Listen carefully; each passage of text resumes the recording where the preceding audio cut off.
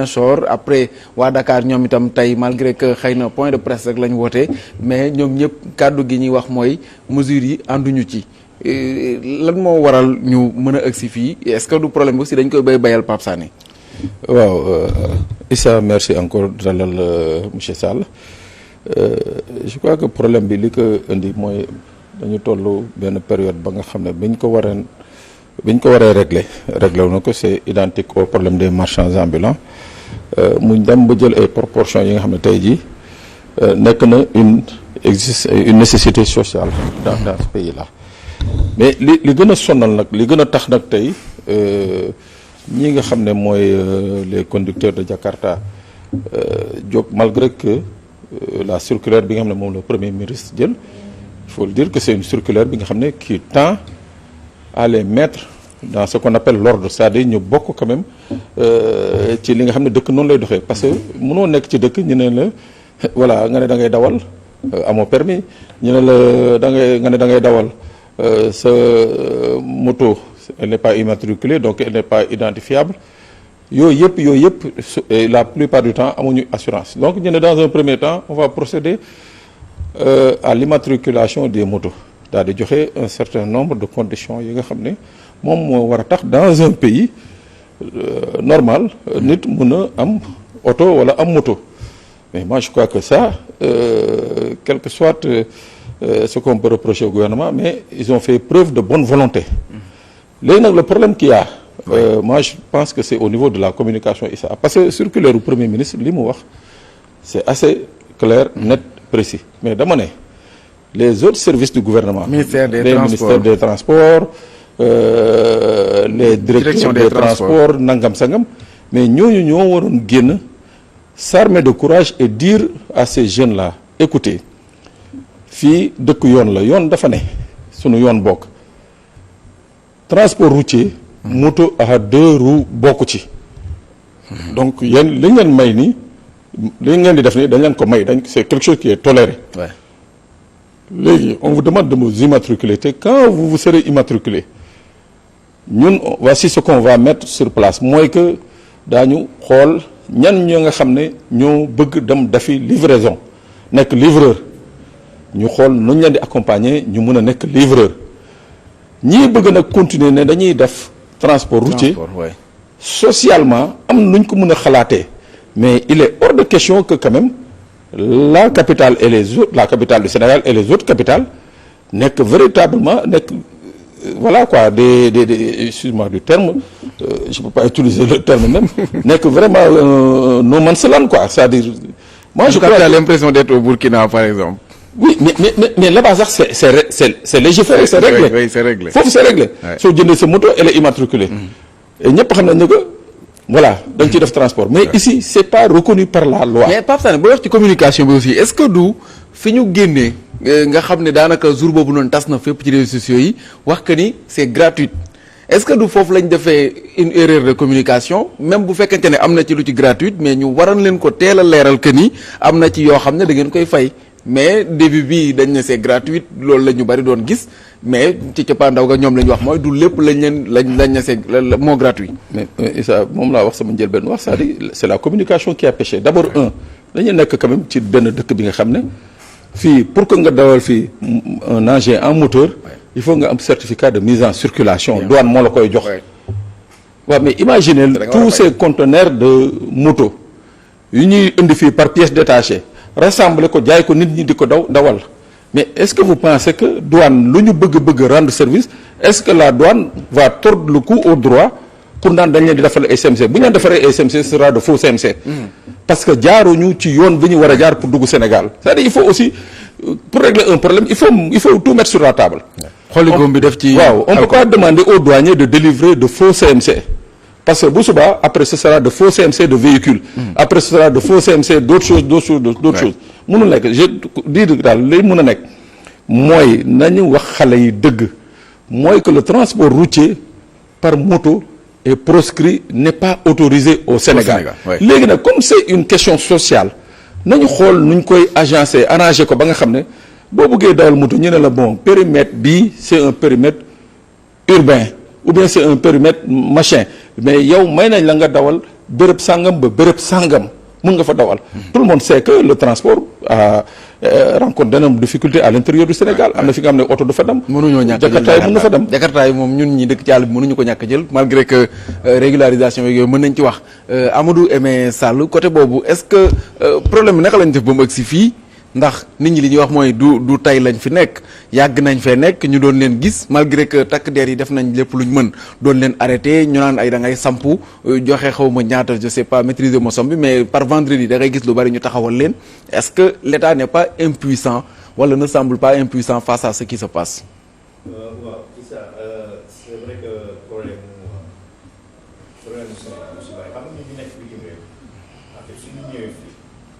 lu ñuy ñëpp faale ñu ñëpp choqué mooy indiscipline bi nga xam ne am na ci réew mi mais soo ñëwee fii moto Jakarta yi circulation bi ni ñu mel circulation bi mais da ngay waaru daf lay choqué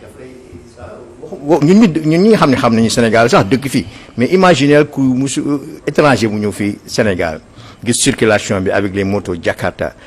kuy dawal oto ku nekk soo xëyee suba yaa ngi ñaan yàlla na boo mbëkk Jakarta wala parce que c'est intolérable. Moi je pense que il faudrait limiter le nombre déjà de Jakarta bi nga xam ne circulation bi attan na ko déjà ça c'est un premier truc parce que il s'agit pas de jox ñëpp ay licence ñu mën a wala immatriculer ñëpp pour que ñu mën a dawal ay Jakarta mais 500 000 Jakarta xajul Sénégal. bu ñu leen ko joxee ba pare yoon yi ñuy daw. exactement gis naa fa yoon yoo xam ne spécialement ay moto foofu la ñuy jaar. mënuñoo jaar ci tali yi oto yi di jaar. c'est interdit. exactement mais loolu aussi dafa laaj ay aménagement yu compliqué mais je pense que Jakarta ci boppam il faut que ñu limiter le nombre de Jakarta yu circuler yu am au Sénégal. c'est vrai comme Pape l'a dit am na ñi nga xam ne duñ koy def business mooy comme cak-cak ñi nga xam ne dañuy def ay livraison ñooñu ça se comprend ki nga xam ne dafay am motoom pour dem liggéey dem gaare wàcc ñibbiwaat et cetera ça se comprend mais transport en commun Jakarta je crois que ça duñ ko war a arrêter ci dëkk bi et tu sais parce que la question c'est sur le volet transport. gis nga le département transport après les impôts et la douane moo war a nekk la troisième source de revenu pour l'État donc il faudrait que État bi aussi bàyyi xel ci loolu parce que on peut développer ce pays-là rien qu'avec l'indiscipline de certains Sénégalais il faut que ñu réglementer la circulation des Jakarta et aussi il faut que ñu veiller à ce que mais circulation Dakar fii c'est pas une question de nombre de voitures yuy daw mais c'est un problème d'indiscipline da ngay gis benn voie bi nga xam ne ñaari kii la axe nga gis benn nit bu taxaw fermer complètement benn axe bi dem di toppatoo ay affaire am et personne ne dit rien et c'est ça loolu indi problème au niveau de la circulation loolu embouteillage yeeg yooyu question d'indiscipline la donc il faut que état bi taxaw ci loolu on ne peut pas développer un pays sans une discipline il faut que Sénégalais il faut que qu'il y ait une discipline et je pense que ça c'est une mission de l'État. mais dem nañ ba mu nekk un emploi finalement boo xam ne liñ ci yor ci ay kër bari na fii Sénégal kër yoo xam ne ay Jakarta ko yore naka la ñuy def ak ñoom. je suis bu parfaitement fekkente ne nee nañu ANSD génne na ay chiffres wax que ni 0,8% moo yokkuwaat ci taux de chômage bi est-ce que finalement naruñu envoyer des milliers et des milliers de jeunes au chômage. non c'est sûr que c'est pas le moment de faire ça de vouloir réduire ou en tout cas de s'attaquer à cette question-là mais immatriculation bi quand même ak identification des conducteurs ak assurance parce que sooy dawal ci tali bi muy nga yore moto nga yore oto mais dafa am une certaine responsabilité bi nga xam ne moo nekk ci say mbagg soo mbëkkee oto jàmbur mais jéggal ma taxul mu mun a réparer oto donc il faudrait aussi que moto yi am assurance bi nga xam ne suñu mbëkkee oto jàmbur par exemple wala ñu mbëkk nit wala yu mel noonu mais seen sa assurance fay réparation yi. wala ñoom ñu mbëkk leen aussi. waaw ba léegi ndax y a des hôpitaux yoo xam ne am na fa ay salles yu ñuy woowee ñu baal ma ci kàddu gi salle Jakarta. urgence. exactement dans tous les cas ñoo fay dem. absolument dans tous les cas il faut am immatriculation ak assurance pour les motos qui circulent ci dëkk bi. Pape Sané bombe à retardement pour le gouvernement ndax gis nañu Antoine Félix Diome ay temps biñ commencé ak décision yeeg yooyu noonu coow li xaw a kii avec xëy na ay élection yooyu noonu dañoo bàyyi waatoon ndax dañ ne bëri nañu lool électorat bu am solo la. ñi doon dégg ñuy manifester di moom nit ñoo xam ne sax ñi ngi dul baaraam gouvernement bi fi nekk naan waxuñu leen woon lii. est-ce que finalement nekkuñu ci benn cercle boo xam ne xëy na pour ñu génn ci du yomb. rawatina buñ ko lëkkaleeg politique. non c'est une bombe sociale comme le cas des marchands ambulants. Ouais. C'est-à-dire gis nga Issa il faut pas se voiler la face. Quand on décide de bien faire comme on dit on ne fait pas d'omelette sans casser des œufs. C'est-à-dire que il faut que tamit ñu waxante dëgg. Sénégal bi je le dis képp ku xalaat ne que Bassirou Diomaye Faye ak Ousmane Sonko ñoom ñaar réunis ils peuvent changer les choses au Sénégal c'est une illusion. C'est 18 millions de Sénégalais ñoo mën a toog changer te 18 millions de Sénégalais il faut ku ci nekk nga jël sa benn part de responsabilité mën a céder quelque chose aux autres mais tey bu ñu demee léegi nii finalement léegi clando yi nga xam ne ñu ngi daw nii. war gaynde yi daal di taxaw na ñoom it ñoom kenn dootu leen tere ñu daw. Les VTC là qui ont des problèmes avec les taximans et consorts. dañ porte plainte. voilà ñooñu ñëw taxaw ne bon léegi ñun tamit comme demee na ni non c'est-à-dire un pays c'est des règles.